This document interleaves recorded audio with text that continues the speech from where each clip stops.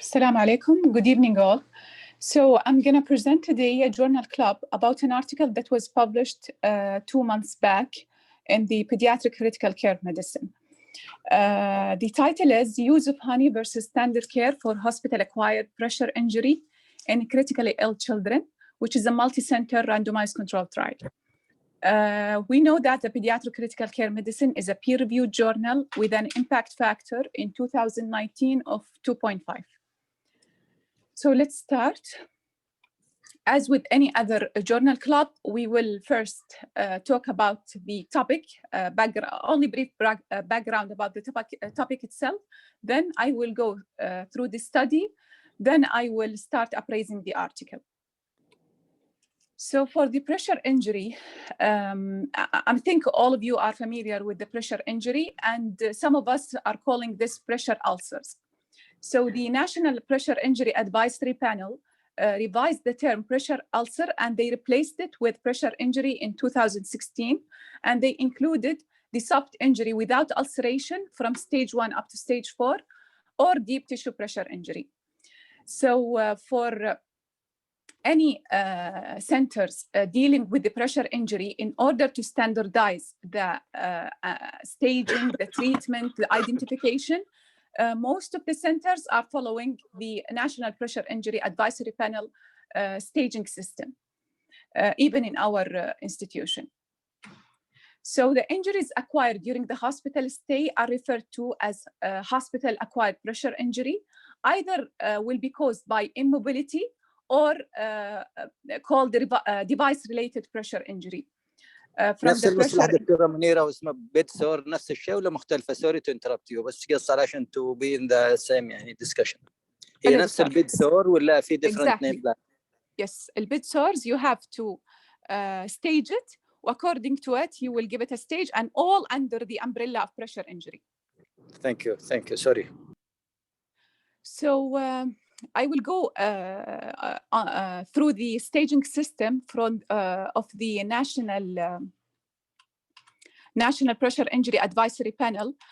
They have a staging system, so I will go through it because later on we will talk about the protocol and the study used according to those stages. So usually, stage 1 pressure injury, there is an intact skin. If you can see the picture here, there is an intact skin with a localized area of non-blanchable erythema. There is also changes in the skin temperature. Either it will be hotter or cooler compared to normal. This is stage 1. Stage 2, there is some skin loss, so partial thickness skin loss with exposed dermis and with positive blisters filled with serum, as you see here on the foot. The stage 3, there will be, of course, a skin loss plus involvement of the adipose tissue. The depth of the tissue damage here in the stage 3 will vary according to the anatomical location. So areas with high adipose tissue usually will involve deep wounds. So also there will be undermining and tunneling in some of those pressure injuries in stage 3. Stage 4, same as stage 3, there will be skin loss with involvement of adipose tissue, and also there is exposed fascia, muscle, tendon, ligaments, cartilage, or bone in the ulcer. So more involvement of underlying tissues. This is from stage 1 up to stage 4. And they also categorize other pressure injuries as unstageable pressure injury. Why they call it like this? Because it can be like stage 3 or 4, but the extent of the damage cannot be assessed because there is a scar or a slough covering the injury. So you cannot determine the deepness of the injury itself. Deep tissue injury, there will be a purple or maroon localized area of discolored intact skin. So the skin is not lost, intact, but there is purple or maroon localized area of discolored skin, or blood-filled blister due to damage of the underlying tissue, but the skin is still intact. So only like internal damage. Medical device-related pressure injury, this is as a result of it's like mechanical, but because of use of medical devices, I think all of you saw it and familiar with it, especially in the ICU. Either those devices used for diagnostic or therapeutic purposes. Like here, the nasal cannula or sometimes the face mask. Mucosal membrane pressure injury is found on mucous membranes where there is a history of use of medical device in this area. Due to the anatomy of the tissue, these ulcers cannot be staged, but it can be labeled as mucosal membrane pressure injury. So no device anymore applied, but there is like a track of it that caused this injury. So according to the stage, there is a strategy on how to treat and how to manage those injuries. So the health-associated pressure injury in critically ill children varies from 10 to 27% as reported in the literature. They can cause significant morbidities such as pain, discomfort, impair the movement of the patient, also can cause challenges in nursing care. And sometimes, and people will forget this, that the parents of children are caring more about the pressure injury than the acute illness itself. So they sometimes will focus on it, and it can cause a psychological effect on those parents by seeing those pressure injuries. It can also increase the length of hospital stay and thereby the overall cost of the stay in the hospital. Accurate identification of children at risk and implementation of prevention strategies are keys to management of pressure injuries. In children, the most widely used and validated risk assessment tool is the Braden-Q scale. I will not go, Braden-Q scale. I will not go over this scale because it will take time, and this is not the topic is not about the pressure injury itself. But we are using it in our PICU. In critically ill children, this score should be combined with other risk factors. There are risk factors in the Braden-Q scale that can be applied in all children, even the not critically ill children. But there are extra factors you need to consider that are unique for ICU patients, like presence of medical devices, use of sedatives, septic shock as a diagnosis, spinal cord injury, burns, long duration of mechanical ventilation, and the length of stay. So the score itself was modified and called Braden-Q device-related scale, where they took in consideration the medical devices as a risk factor, but not all the ICU risk factors. The score performed well for both immobility-related and medical device-related pressure injuries in critically ill children. So it's a validated score in those two conditions in ICU patients. The response to treatment pressure injury is monitored usually using a validated tool. Also, this tool is used in our PICU called PUSH tool, Pressure Injury Scale for Healing, and also recommended by the same advisory panel. When we are talking about wound dressing, if pressure injury is there, already happened, and we stage them and we need to apply wound dressing, then ideally we are thinking about a warm, moist, and clean environment to be provided for this wound. We need to keep the injury base hydrated and the surrounding skin healthy. It should contain antimicrobial properties. It should remove slough and exudates, not causing pain during application or removal. And this is one of the most troublesome or drawbacks of the dressings, that whenever you apply or you're gonna remove, it will harm the patient. And it should be readily available and of low cost. There are several wound dressings available in the market, but none of them have been systematically evaluated in children by an RCT study.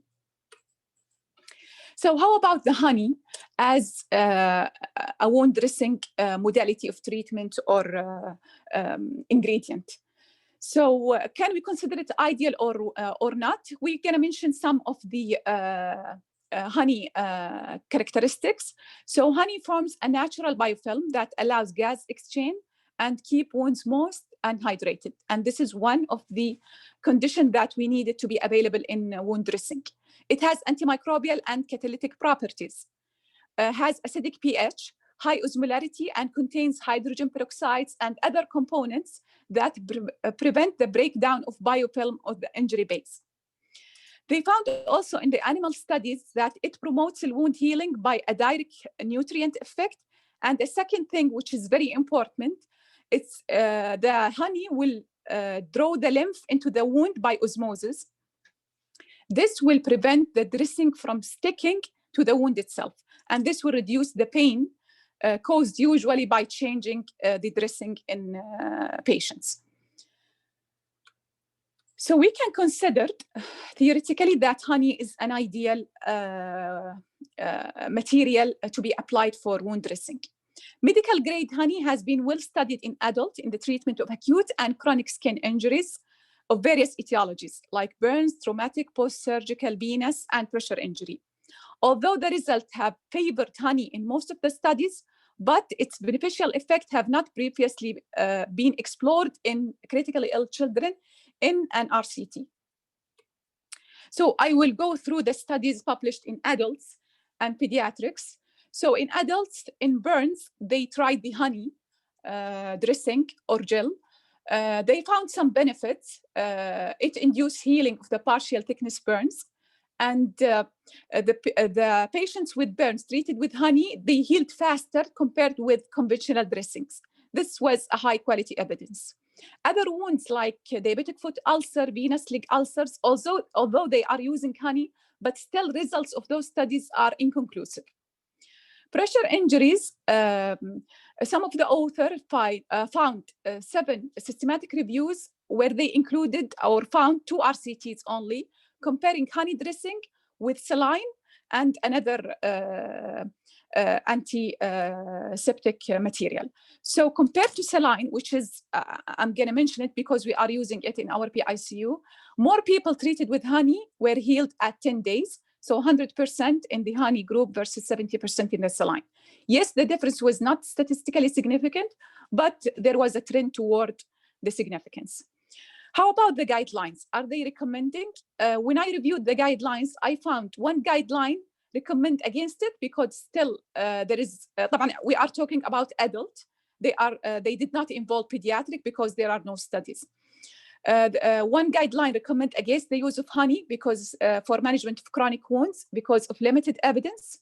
2 guidelines mentioned that topical honey and honey impregnated dressing may be considered for management of pressure injuries based on the available evidence.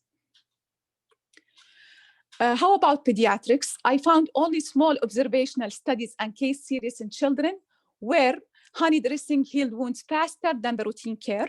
Most of the study are focusing on the time needed for the wound to be healed. This was the primary outcome for most of the study. In device-related pressure injury, they used it in one case series on cochlear implant-associated wounds and peritoneal catheter exit site.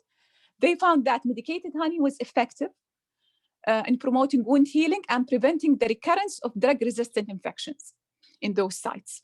In a multi-center chart review in 115 neonates and pediatrics, they found that complete healing was achieved in around 75 to 86% of those population, and no side effects were reported. But still, there are no trials comparing treatment options or different kind of dressing in critically ill children. Even I searched the literature about the, for example, povidone iodine. I couldn't find studies or RCTs in pediatric, and they did not compare it with other modalities of treatment. So going to our study, the rationale of our study that, as I mentioned, none of wound dressing options have been evaluated in an RCT in children. And moreover, the beneficial effects of honey have not previously explored in critically ill children in an RCT.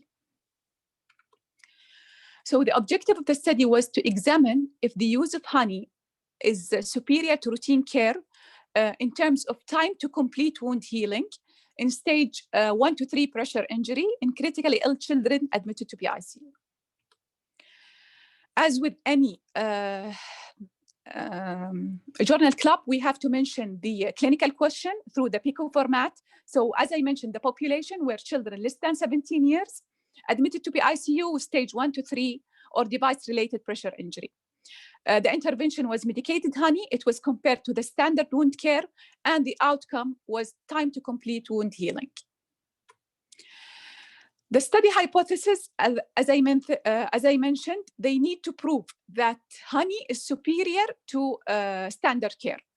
And of course, they want to reject the null hypothesis that there is no difference between those two treatment modality, honey or standard care.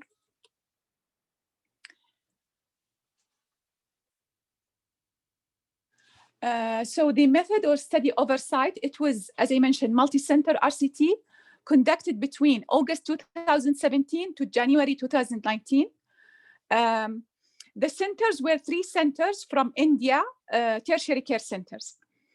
And by the way, most of the studies I reviewed where they use honey for different wounds, mostly were conducted in India. So this study was approved by Institute Ethics Committee in all 3 sites. And the composition of the ICU is relatively similar in terms of, first, the patient population admitted, mostly acute infections was the most reason for admission. Staffing, 1-to-1 patient-to-nurse ratio. The treatment protocols were the same, even for other diagnoses, not for pressure injuries. They are sharing the same treatment protocols, use of air fluid matrices, advanced monitoring techniques such as invasive arterial blood pressure and echo. So the inclusion criteria of the studies, all children less than 17 years of age with the pressure injury stages 1 to 3 due to mechanical pressure or device related. Informed consents were obtained for eligibility, of course, from the parents or from any caregiver. Also, they asked for permission to use any pictures during the stages or during the treatment stage. The exclusion criteria were children with 2 or more inotropes. This can impact recovery. Signs of acute wound infection, post-discharge and oozing from the injury base, wounds with greater than 5 centimeter diameter, patients with known allergy to honey or pollens, wound of more than 1 week duration at the time of ICU admission, because those are considered chronic wounds. So going to the baseline characteristics, they include, of course, the demographics, the age of the patients. If you compare, most of the patients were between 9 and 12 years. Around 50% of the population were male. They included as well the PEM3 score and the P-load score at the time of admission.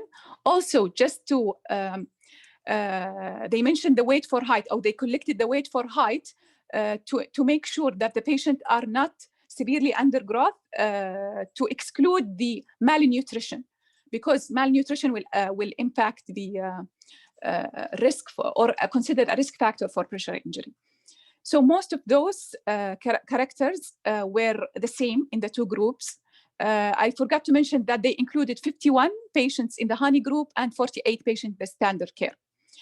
About the sites, the 3 sites involved in the study, mostly site 1 provided most of the patients. Around 70% were admitted to ICU and the rest were admitted to high dependency unit. Regarding the admission diagnosis, sepsis was the first diagnosis. Around 30% of the patients were diagnosed with sepsis. Other were other organ-related diseases. They collected some laboratory parameters. I can understand why they collect the CBC, the hemoglobin, the white blood cells, the platelets, but I cannot understand why they collected urea and creatinine. And it was not mentioned in this study. So the pressure injury characteristics, number of injuries were, most of the patients only they have 1 pressure injury, and site of injury mostly at the bony prominences, and also they included patients with device-related pressure injuries, either caused by mask interface or nasal cannula. Some patients included were around the catheter's pressure injury. Stages, most of the patients have the stage 1 pressure injury, and around like 30% with stage 2 and 3.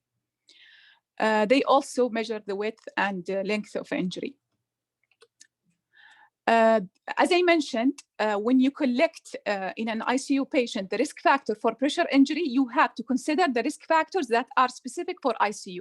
So they collected the duration of ICU stay, duration of immobilization, shock at the time of ICU admission, mechanical ventilation, and the duration of it, the duration of inotropes, use of sedation, steroids, and also the proportion of patient with fluid overload.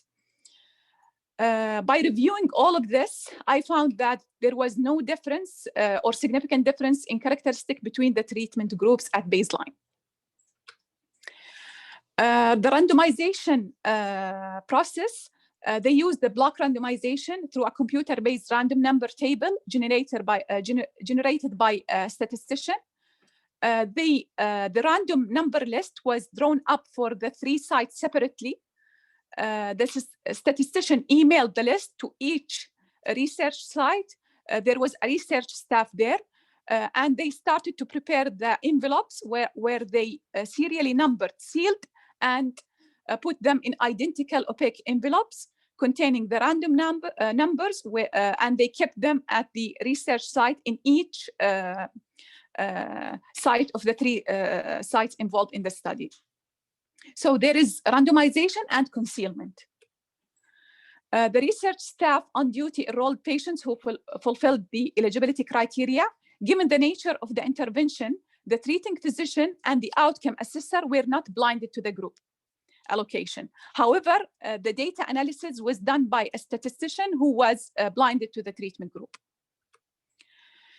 So talking about each arm of the study, how about the control group? The control group, as I mentioned, they received standard treatment. Even the intervention group, they received the standard treatment, but the only difference when they reached the treatment part, some were given saline or other intervention, and some were given honey.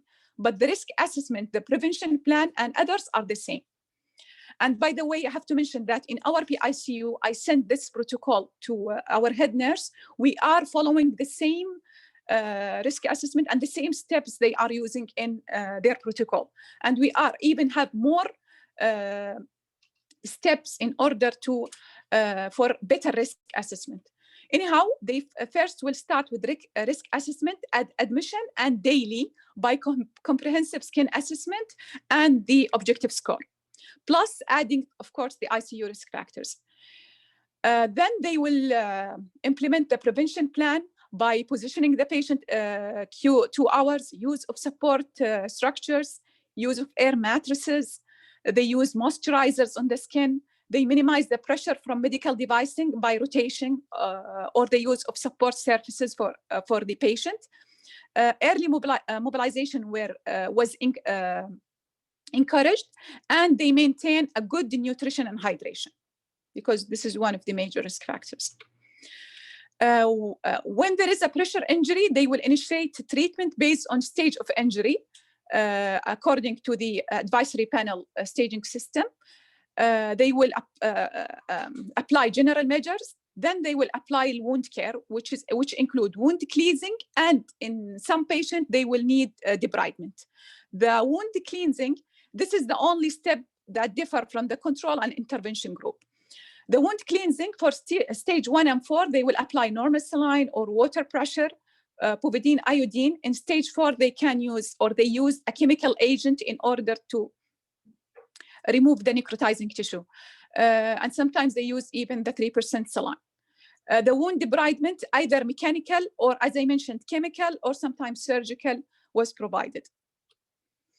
After that, they will monitor the healing once they started treatment by daily recording the elements of the push tool. So as a summary, for the standard or the control group, the wound was first cleaned with normal saline, then with povidone iodine, and then covered with gauze. The dressing was changed whenever the dressing was soiled or once every 3 days. The process was continued until either the wound will heal completely or a maximum period of 8 weeks, whichever was earlier. Regarding the intervention group, the same protocol used in the standard group was followed, except as I mentioned for the treatment part. So they will clean the wound, then they will apply the medicated honey. It's called Manuka honey. Either dressing or gel. And it depends on the site. If the site, an easy site, you can apply the dressing easily, then you can better to use the dressing. But if there is fault and difficult sites, then you have to put the gel. Once the dressing or the gel was absorbed completely, usually every 2 to 3 days of application, the dressing was made of an absorbable material impregnated with honey. So once the material absorbed completely, they will change it, around every 3 days. When the gel was used, a sterile gauze was applied over the wound to cover the medication. And same with the control group, the duration of treatment was until complete healing or for a maximum period of 8 weeks, whichever was earlier.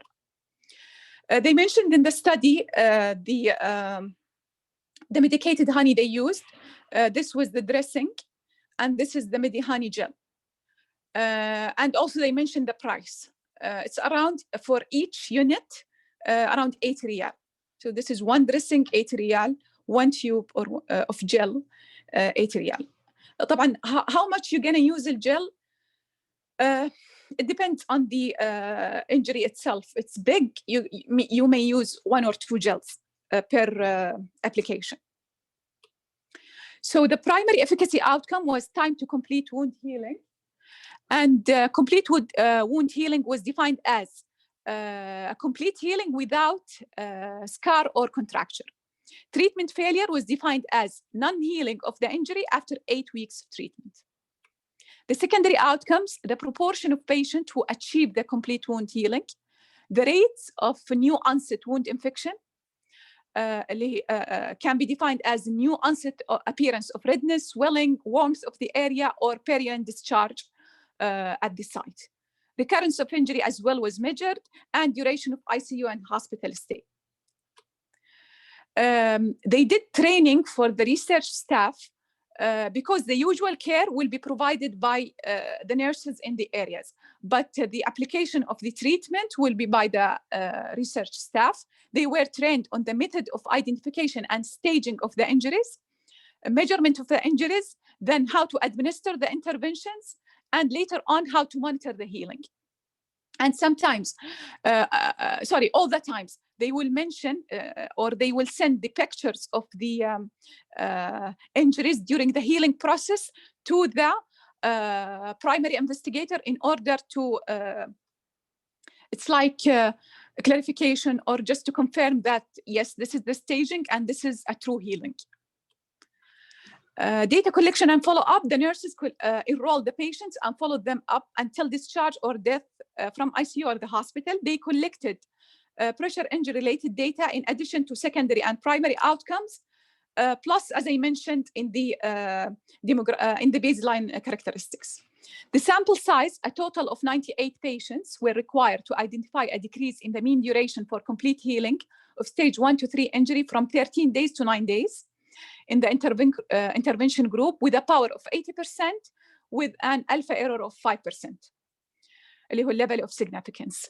They did as well interim analysis for safety reasons. Data were, regarding the statistical analysis, data were entered in the Microsoft Excel and analyzed using Stata 15.1.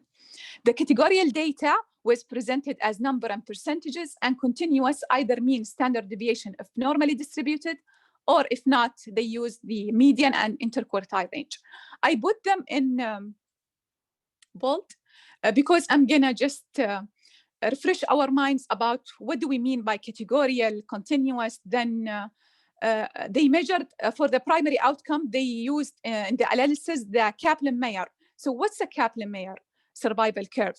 And they used also the hazard ratio and 95 confidence interval. So instead of mentioning those statistical terms, just going through them roughly, I will just mention some about them, how to calculate, how to interpret, just to get used, to increase the benefit of this journal club.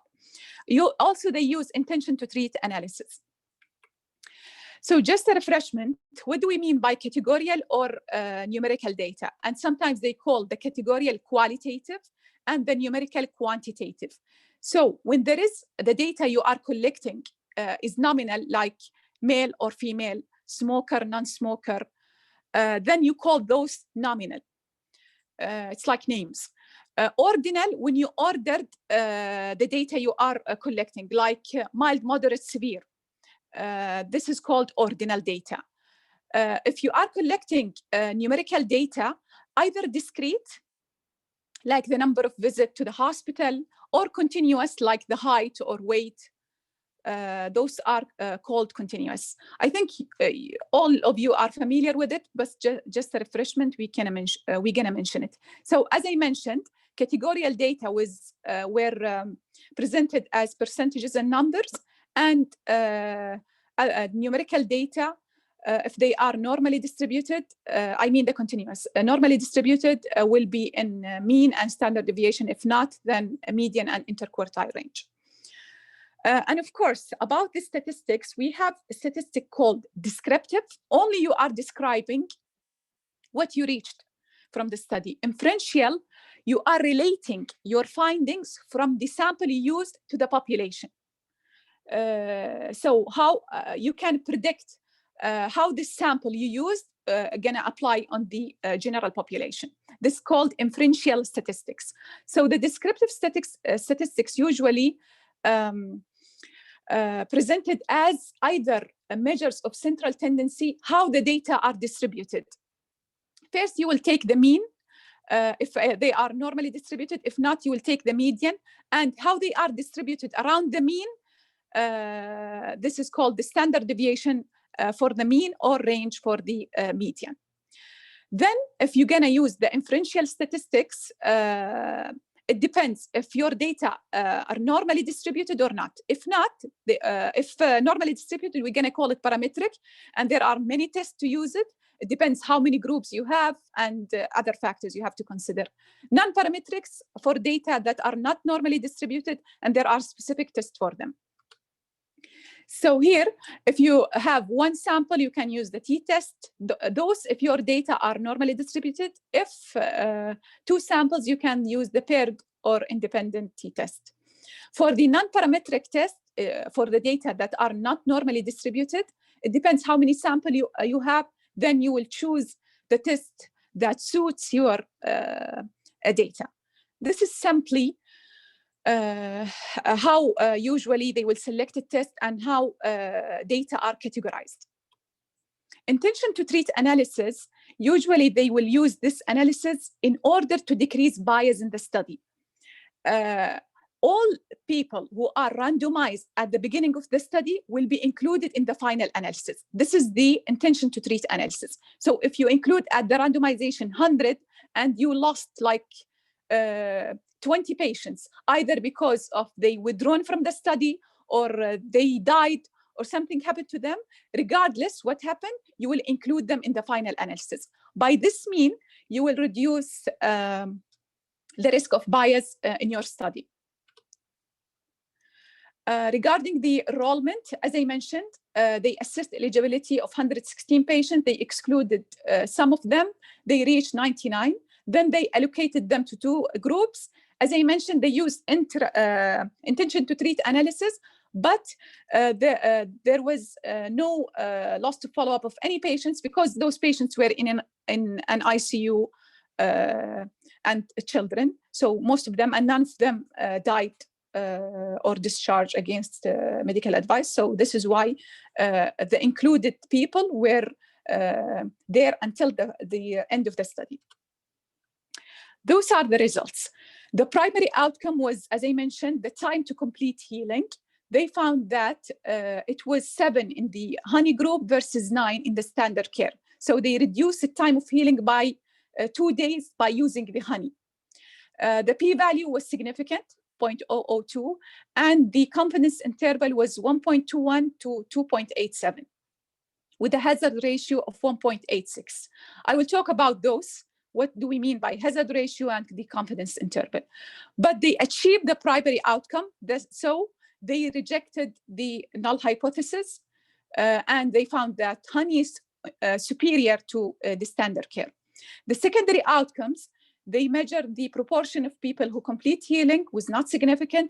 The recurrence of injury at the same site was, there was a trend towards significance, but was not significant.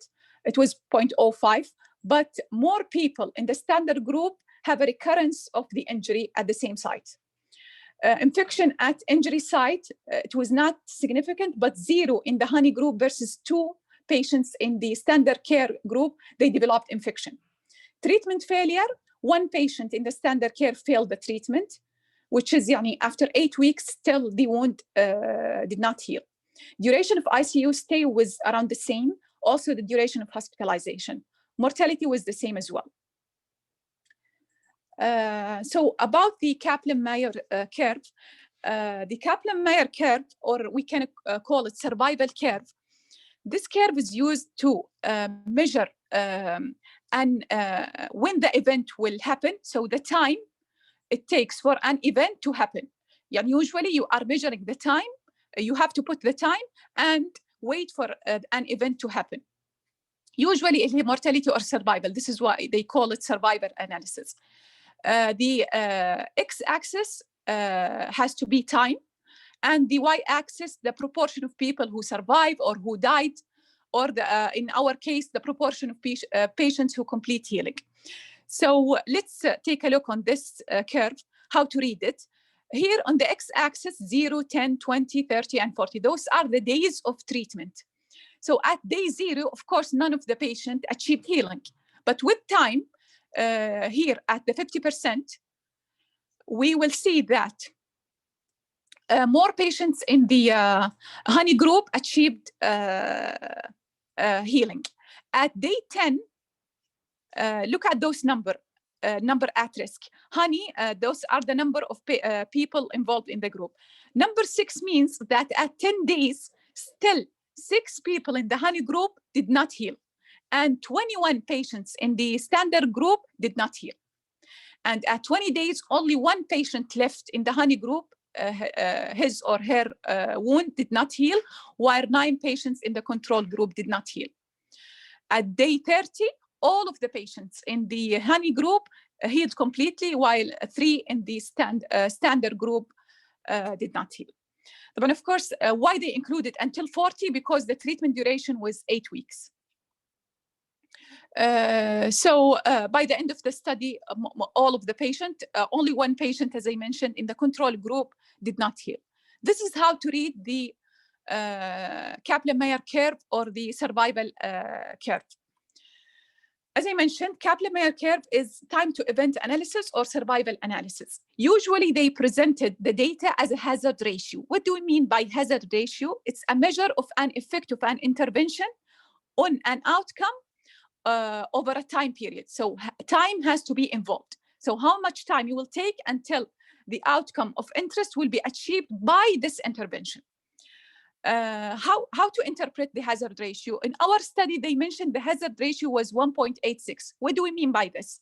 Usually, when you calculate the hazard ratio and it yields 1, it means that there is no difference between comparison or treatment group. So at time, let's say after 10 days, you will find 50% versus 50% in the control and intervention group achieve the same outcome. This is when the hazard ratio is 1.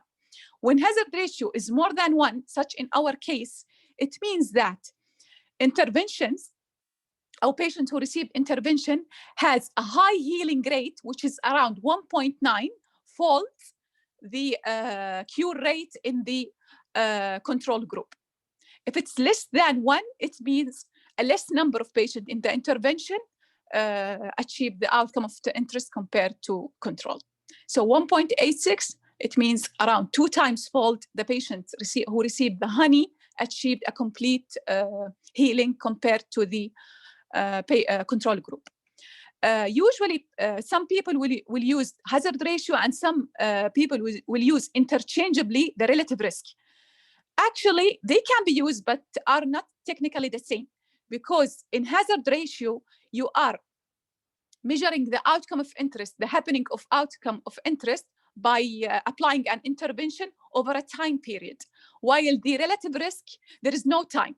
Just by the end of the study, how what was the outcome, or was the outcome of interest achieved by the intervention group by the end of the study, but they will not calculate the time.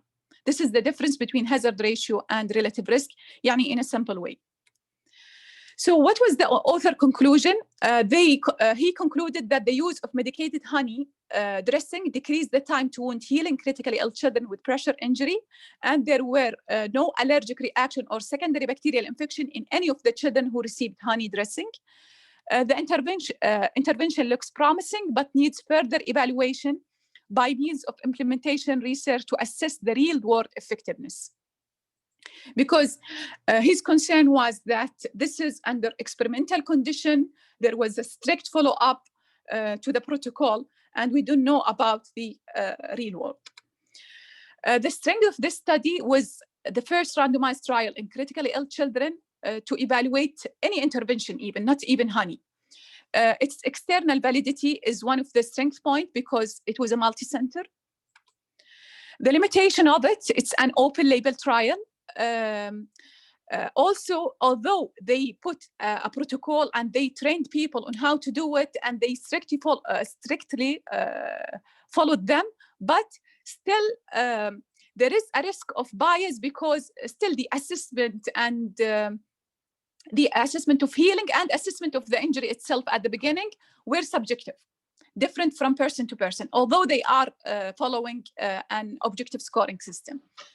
The interim results were presented in the World Congress as a prerequisite for funding agency. They did not mention or anticipate this, so this is one of the drawbacks of the study.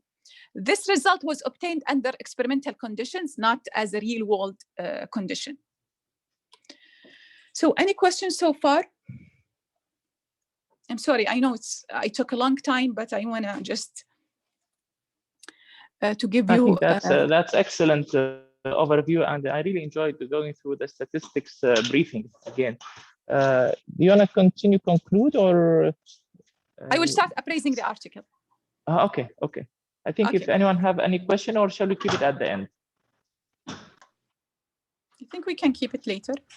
So I just want to mention, and I think all of you know, that there is a critical appraisal checklist that will make it easy for you to appraise any article. It depends on the type of article you are using or you are appraising. So this is an RCT. There is a specific form for it. I will answer each question with you. So the question was, for the first section, it's about the study design itself. Is the study design was valid to be a randomized controlled trial or not? The first question was, did the study address a clearly focused question? Yes, I mentioned in the PICU format, there was a specific clinical question. Was the assignment of participant to intervention randomized? Yes, and they mentioned the details of the randomization process and the concealment. Were all participants who entered the study account for its conclusion? Yes. They used the intention to treat analysis, and also there was no loss of any patient during the treatment. All patients randomized end up analyzed by the end of the study. The second part, was the study methodologically sound? The first question was, were the participants blind to the intervention they were given? Yes. But as I mentioned, the investigators were not blind to it. Only the statistician was blind to the study. Were the study groups similar at the start of the study? Yes. We reviewed the baseline characteristics. There was no significant difference. And they asked, apart from the experimental intervention, did each study group receive the same level of care? So do they treat them equally? Actually, yes, they applied the same management protocol when it comes to the pressure injury. There was strict follow-up for them. But my opinion that some of the patients may have received antimicrobials. especially one of the major diagnoses was sepsis. So maybe this will affect the outcome and the healing, the receivement of antimicrobials. So I think for me, it's better to mention this in the study or to include it among the data, among the collected data. The third part, what are the results? So where the effects of intervention reported comprehensively, was power calculated? I mentioned all this, the power, and also how they presented the data.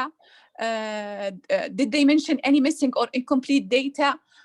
They use proper statistical tests. They use intention to treat analysis to reduce bias. They strictly follow up and document and verify with the primary investigation all the steps. They calculated the confidence interval and p-value. Usually, most of the study will report only p-value. They reported as well the confidence interval. They used the Kaplan-Meier curve. They reported the possibility of bias as well. Was the precision of the estimate of intervention or treatment effect reported? Yes, the confidence interval. And the confidence interval, as you know,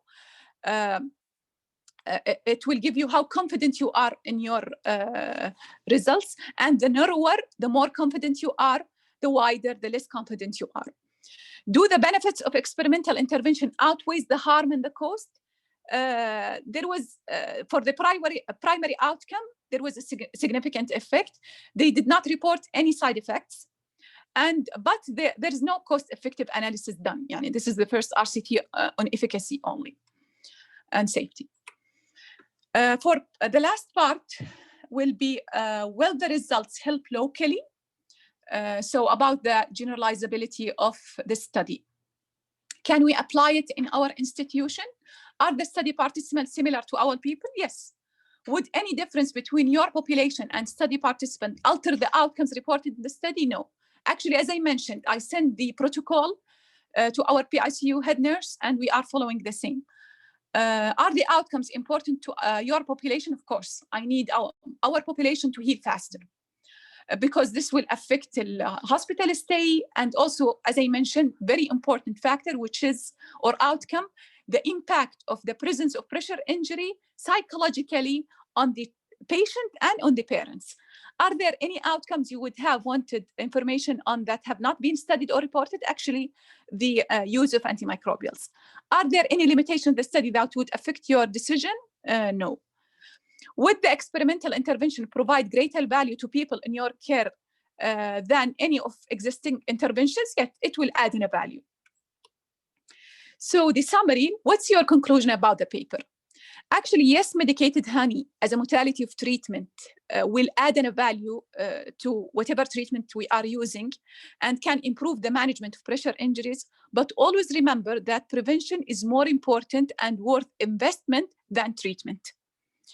And the other question, would you use it to change your practice or to recommend changes to care provided by our organization? Yes, I would recommend to consider it. But first, we have to review what options we have, the incidences of pressure injuries. Are we applying all the measures to prevent it? Then we're going to consider treatment options. Could you possibly implement this intervention without delay? No. Of course, we have to review our practice, and I need also to, again, to emphasize on the importance of prevention. Just I want to mention that in our hospital, in order to prevent and manage these skin injuries, we have many policies under the nursing. Wound irrigation policies, aseptic wound dressing, management of malignant wounds, management of burn wounds, care of diabetic foot ulcers, management of skin tears. Even they put a policy for criteria upon which you will contact the wound care in order to provide you with extra care for the pressure injuries.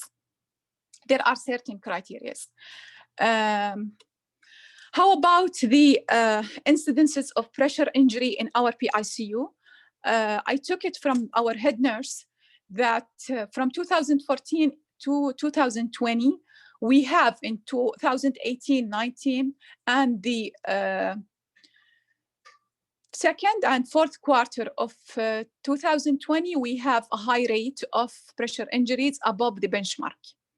So always, of course, we will have an area for improvement. We have to assess what we are doing. We have to audit and we have to assess what goes wrong. So areas for improvement: compliance to policy of assessment and reassessment. As I mentioned, prevention is better than treatment. Ensure that all nursing staff comply with the policy, and we have to monitor every now and then, and to report this in order to know our mistakes or where are the gaps in the care provided. Lack of knowledge on identification of staging system and use of preventive measures. We have also to always do training, and even for the old staff, we have to refresh the process of providing care every now and then in order to prevent or to reduce the rate of pressure injuries. I called the wound care team. They told me that they have something called, I think, Happy program, that they will put a champion in each unit and will apply those protocols of prevention in order to reduce the number of pressure injuries. So this is the good thing to work on. So as a take-home message, pressure ulcer represent a large and growing biomedical burden to society. Understanding prevention and treatment is necessary for wound care specialists. Novel dressings and therapies have not shown increased benefit or have not shown increased benefit in good quality studies, but they have utility based on specific patients. So yes, evidence is limited, but we can get benefit from them. A major target for research should be improved prevention, as I mentioned, given penalties now in place of hospital-acquired pressure ulcers. So the most important thing that we need to work on prevention. Thank you so much. And if you have any question or suggestion, you are free to ask.